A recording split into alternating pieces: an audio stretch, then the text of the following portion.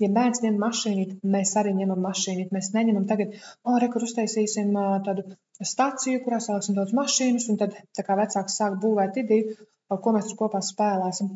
Nē, tā kā vecāks iet soli aiz bērna, un parasti par to jautājumu, cik garlaicīgi un neinteresanti spēlētas ar bērnu, tik daudz ir jāiegulās un jādomā un tam līdzīgi. Tā nav īstenībā taisnība. Tas ir tāds mūsu priekšstats, ka tā ir jāizdara, bet īstenībā nē, mums ir jāsako aiz bērnu.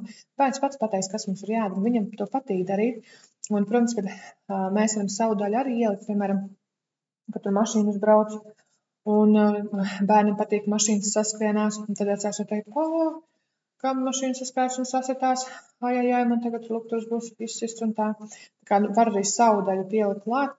Bet neveidot tātad vienu daļu, ka mēs tagad spēles laikā mācīsim bērnu, bet tā jau nevar taču kā tā nevar darīt. Un kā tā būtu, ja tagad mašīnas pa ielu brauktu, kā tas taču nebūtu droši un bīstami. Bērnam vispār neinteresē, kā tas mašīnas pa ielu brauc. Viņš vienkārši spēlējas un viņš izspēlēs savas emocijas.